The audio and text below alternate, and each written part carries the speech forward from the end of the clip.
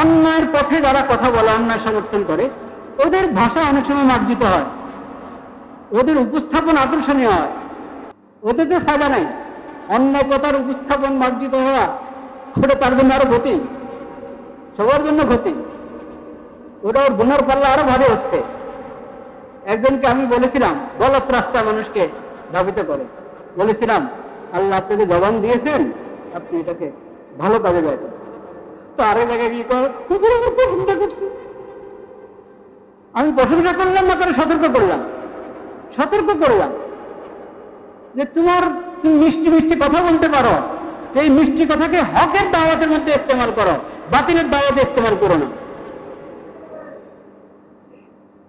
এই সাংবাদিকদের মধ্যে অনেক আছে, কিন্তু মিষ্টি মিষ্টি লিখতে জানে, মিষ্টি মিষ্টি বলতে জানে, কিন্তু হকের পক্ষে লিখবে না, জুলুমের পক্ষে লিখবে। হে নবী, আপনি আমার বান্দাদেরকে বলে দিন। দেখেন আল্লাহ বলছেন নবীকে, হে নবী আপনি আমার বান্দাদেরকে বলে দিন। আমার বান্দা, কত মহব্বতের কথা।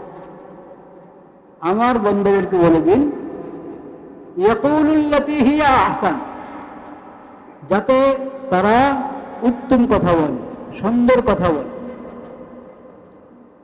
হক কথা বলবে, উত্তম ভাবে বলবে, সুন্দর করে বলবে, আক্রমণাত্মক ভাষায় বলবে না, ঘাইল করে কথা বলবে না, মার্জিত কথাও হবে হক, উপস্থাপনটাও হবে সুন্দর, ভাষাও হবে মার্জিত। ইয়াকুলুল্লাতী হিয়া আহসান ইন্না শাইতানা ইয়ানজাগু বাইনাহুম, শয়তান তো লেগেই আছে, মানুষের পিছনে শয়তান তো লেগেই আছে, শয়তান তো তাদের শত্রু। ইন্না শাইতানা কানা লিল ইনসানি আদুওয়ান মুবিনা, শয়তান ইনসানের স্পষ্ট শত্রু, লেগেই আছে পিছনে। কেউ যদি হক কথা বলে, তাও তো শয়তান খোঁচাইতে থাকে না মানার জন্য, ওদের বিরোধিতা করার জন্য, বলেন নাও দিবেন। সেই জায়গায় তুমি যদি অন্যায় কথা বলো, আরো ঝগড়া লাগবে। শয়তান ইয়ানজাগু বাইনাহুম, শয়তান দ্বন্দ্ব লাগাবার জন্য বসেই আছে, বদল লাগায়, শয়তানের কাজে বদল লাগে। তুমি যদি অন্যায় বলো তো আরো বেশি বদল লাগবে। হক কথা বললা কিন্তু গাইল করে বললা, ভাষা মার্জিত হলো না।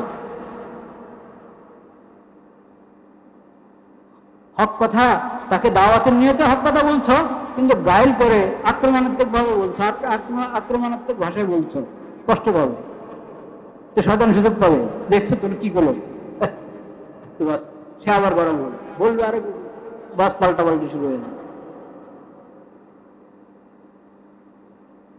মার্জিত ভাষায় বলো, সুন্দর উপস্থাপন, মার্জিত ভাষা, আর কথা তো হক হইতেই হবে, সেটা তো 1 নম্বর শর্ত। যা বলবা ন্যায় সম্মত কথা হইতে হবে, ইনসাফের কথা হইতে হবে, হকের কথা হইতে হবে, সহি কথা হইতে হবে, গলত বলবে না, অন্যায় বলবে না, পাপের কথা বলবে না। এরপরে হলো ওটাকে, ওটার পদ্ধতিটা, উপস্থাপনের পদ্ধতি, ওটাও সুন্দর। এটা একটা কোরআন কারীমের শিক্ষা, এবং নবী করিম সাল্লাল্লাহু আলাইহি ওয়াসাল্লাম হাদিসের মধ্যে, পুরা সিরাতের মধ্যে এটার পর নবী করিম সাল্লাল্লাহু আলাইহি ওয়াসাল্লাম পুরা জিন্দেগিতে এই বিধানের প্রয়োগ নিজে এটাই করেছেন, সাহাবায়ে কেরামকে এটাই শিখিয়েছেন। ইদফা বিল্লাতী হিয়া আহসান, দাওয়াতের প্রসঙ্গে কথাটা, ওমান আহসানু কাওলাম মিম্মান দাআ ইলাল্লাহ ওয়া আমিলা সালিহান ওয়া ক্বালা ইন্নানী মিনাল মুসলিমিন। এরপরেই তো ইদফা বিল্লাতী হিয়া আহসান, ইদফা বিল্লাতী হিয়া আহসান ফাইযা আল্লাযী বাইনাকা ওয়া বাইনাহু আদাওয়াতুন কাআন্নাহু ওয়ালিয়্যুন।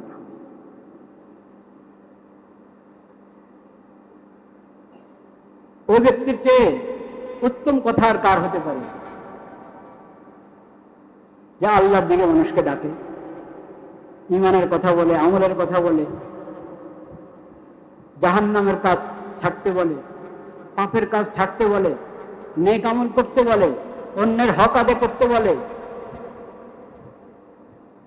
অন্যের হক নষ্ট করা থেকে বারণ করে। এর সব দাওয়াতের কাজ। দাওয়াতের কাজ অনেক ব্যাপক। যাকে আপনি দিন সম্পর্কে কোনো কিছু বললেন, হকের কথা বললেন, ইনসাফের কথা বললেন, সেটাও দাওয়াত। শরিয়ত সুন্নতের কথা বললেন, একটি আয়াত, একটি হাদিস, একটি মাসালা, একটা সুন্দর কথা, সব দাওয়াত। আল্লাহর দিকে যে দাওয়াত দিচ্ছে, আবার নিজেও নেক আমল করে, ও আমিলা সালিহা, নিজেও নেক আমল করে। ওয়াকালা ইন্নানি মিনাল মুসলিমিন, সে বলে আমি 10 জনের একজন, আমি অন্যান্য মুসলমানদের মতো একজন মুসলমান, আমি সবার মুসলিমদের অন্তর্ভুক্ত, আমি মুসলিমদের অন্তর্ভুক্ত। ইসলামের নামের ঘোষণা, আবার সাথে সাথে আমি আলাদা করব, আপনাদের আমি সাধারণ। ومن أحسن قولا ممن دعا إلى الله وعمل صالحا وقال إنني من المسلمين। এই দাওয়াতের নির্দেশ দেওয়ার পর আল্লাহ তাআলা বলছেন ইদফা বিল্লাতি হিয়া আহসান।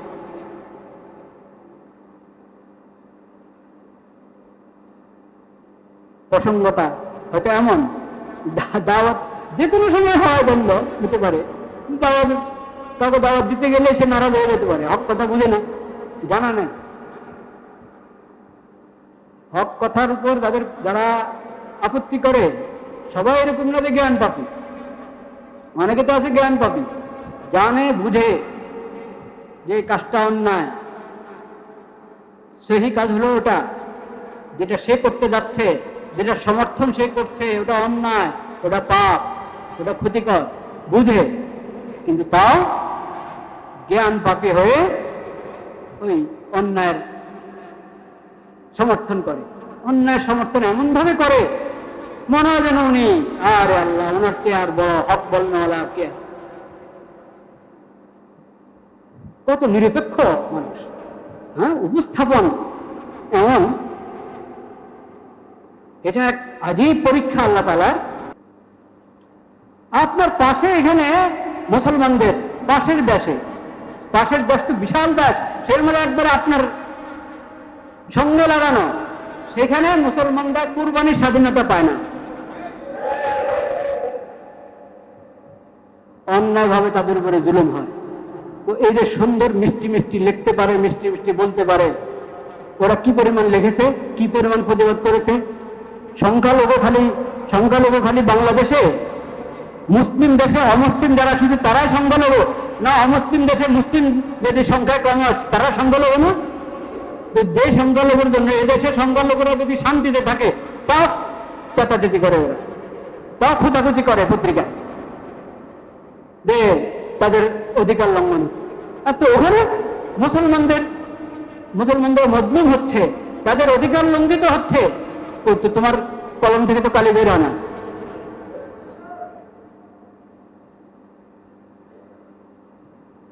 আর এই দেশে এমন একটা প্রেক্ষাপট, এই মাত্র হজ গেল, এই মাত্র ঈদুল আজহা গেল, মাত্র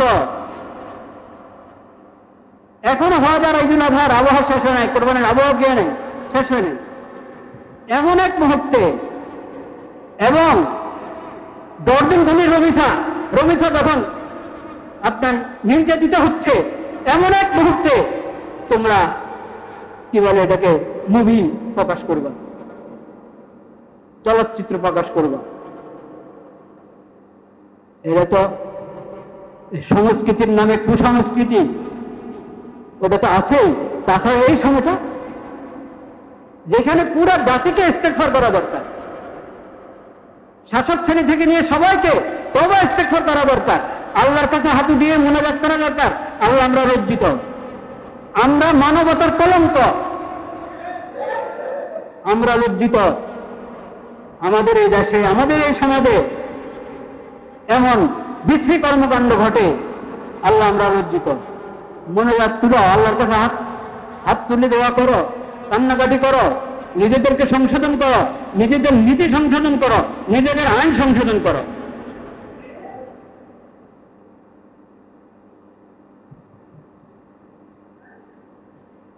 সেই সময় ওনারা কান্না, ওনাদের কান্না, এটা কেন তোমরা তো বন্ধ করেছো, কেউ তো বন্ধ করো নাই, বলেছে কেউ ইমানি চেতনার ইয়ে করেছে যে এরকম গলত কাজ হতে পারবে না, বা হয়তো কোনো আরো কোনো কথা বলেছে, সেটার উপর এটা স্থগিত করা হয়েছে। স্থগিত করা হয়েছে আলহামদুলিল্লাহ বলো, কিন্তু আলহামদুলিল্লাহ না মানে উল্টা প্রতিবাদ। স্বাধীনতা সংস্কৃতির কি, হ্যাঁ, নাগরিকদের সাংস্কৃতিক স্বাধীনতা। সাংস্কৃতিক স্বাধীনতা কাকে বলে? যে তুমি যদি ওই জিনিসকে স্বাধীনতা বলো যে জিনিসের কারণে রমিসা মতো মেয়েরা কিনা নিরাপদ না, ওটা কি সাংস্কৃতিক অধিকার?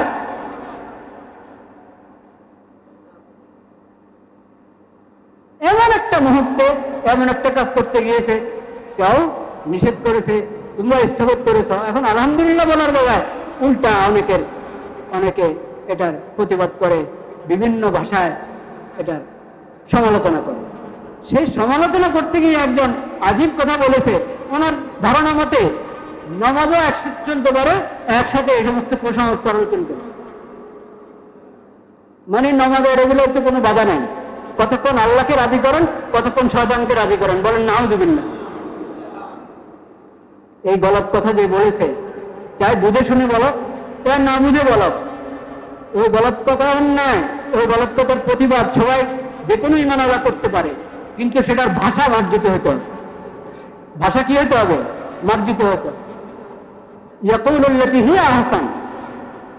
ওখানে আপনি এরকম স্লোগান দিবেন, এই গাল সেই গাল, এই জুতা, এই সেই, এই সমস্ত কথা, এই সমস্ত ভাষা উচ্চারণ করবেন, এটা ইসলামের শিক্ষা নয়, এটা নবীজির সিরাতের শিক্ষা নয়, এটা দাওয়াতের উসুল নয়, এটা দাওয়াতের আদব নয়। মনে রাখবেন, হক কথা খালি বললেই হবে না, হক কথা বলতে হবে, হক পদ্ধতিতে বলতে হবে, ভাষা মার্জিত হতে হবে, উপস্থাপন সুন্দর হতে হবে, নিয়ত ভালো হতে হবে, নিয়ত ভালো হতে হবে।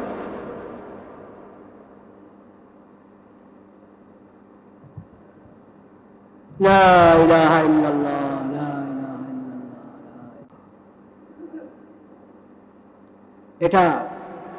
এটা খুব ইসের বিষয় সবার জন্য, সবার জন্য। যারা আমরা হক বিষয়টা উপস্থাপন করতে চাচ্ছি, আমাদের জন্য অনেক কিছু ভাববার আছে, আমাদের পদ্ধতি ঠিক হতে হবে, সুন্দর হতে হবে।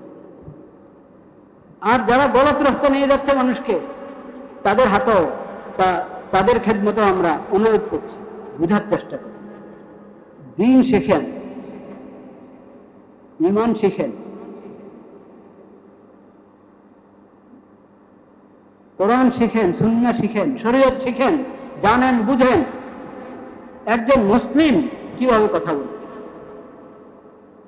ইসলাম সম্পর্কে যদি না জানে, ইসলামী শরীয়ত সম্পর্কে না জানে, তাহলে তো তার কথা মুসলমানের মতো হবে না।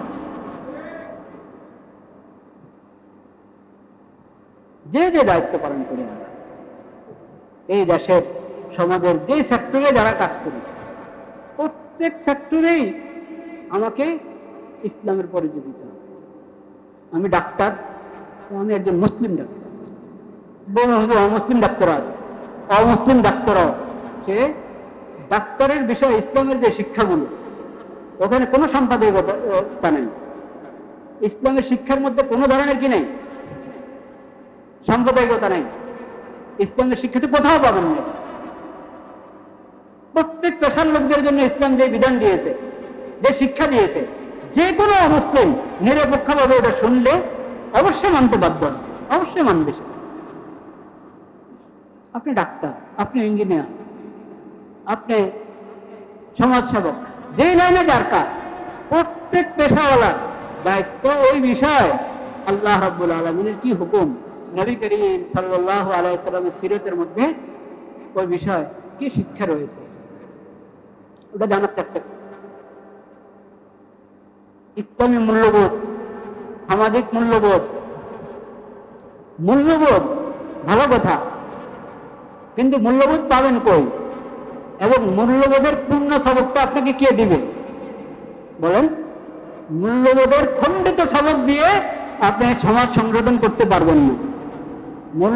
মূল্যবোধের পূর্ণ সবক বহন করতে হবে, সেটা পাবেন কোরআন থেকে, সেটা পাবেন হাদিস থেকে, সেটা পাবেন নবী করিম সাল্লাল্লাহু আলাইহি সাল্লামকে আল্লাহ যে শরীয়ত দান করেছেন সেই শরীয়ত থেকে, সেটা পাবেন নবীজির সিরাত এবং সুন্নতের মধ্যে।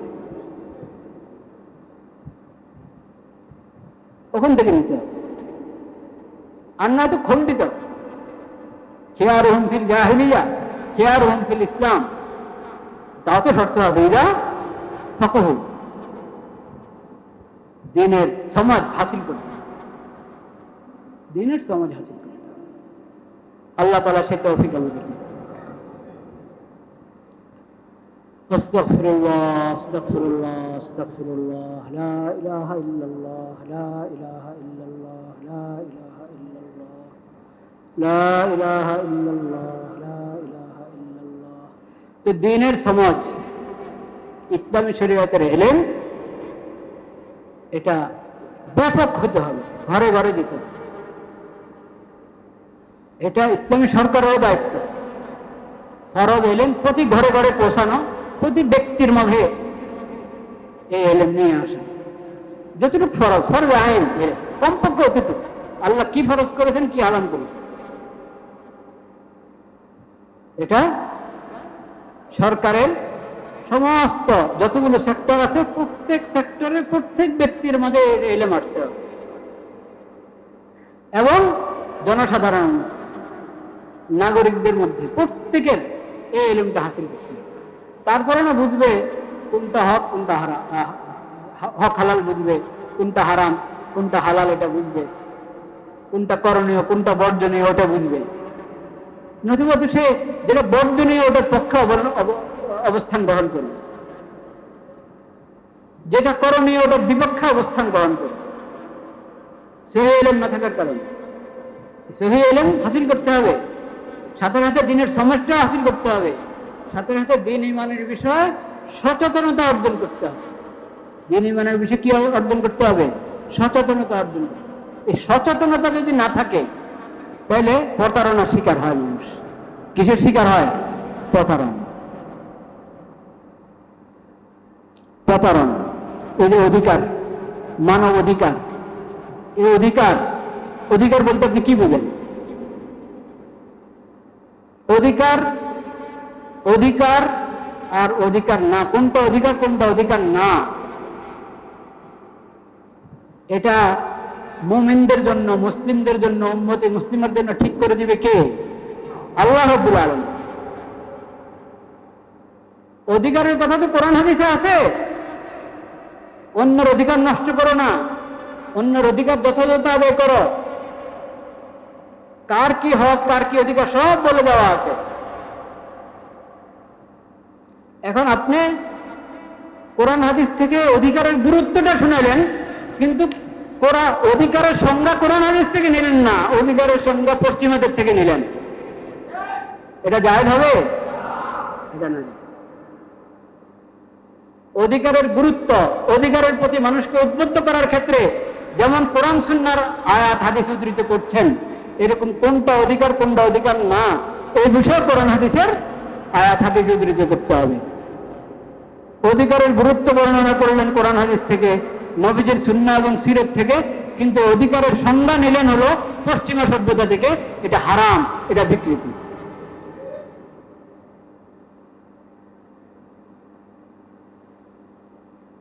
প্রতারণার কোনো শেষ নেই।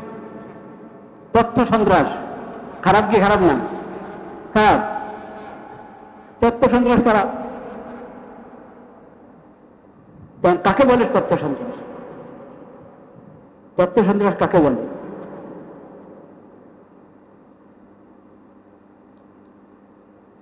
যে প্রত্যেক ধর্মবাসী ধর্মবাদের জন্য তার তার ধর্ম অনুযায়ী চলার অধিকার আছে কি নাই?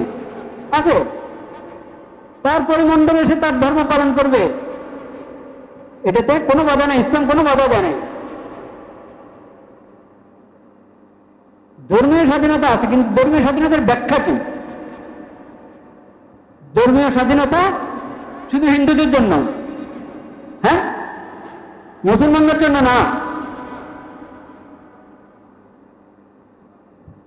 মুসলমানরা গরু দিয়ে কোরবানি করবে, এটা তার অধিকার আছে কিনা?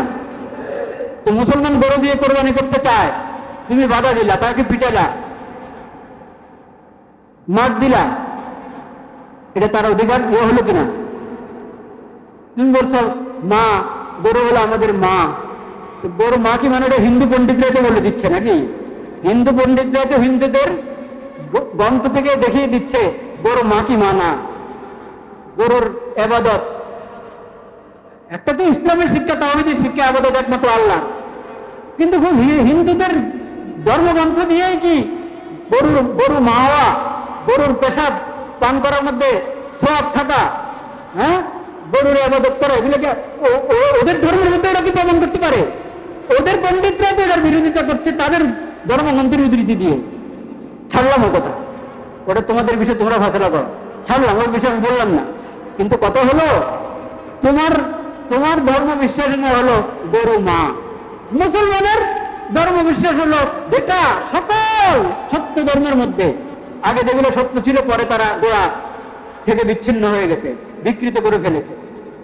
প্রত্যেক ধর্মের মধ্যে এক কথা, আলামা রাযাকাহুম ওয়া লিকুল্লি উম্মাতিন জাআলনা মানসাকাল লিয়াযকুরু ইসমাল্লাহ আলা মা রাযাকাহুম মিন বাহিমাতিল আনআম ফাইলাহুকুম ইলাহুন ওয়াহিদ ফালাহু আসলিমু।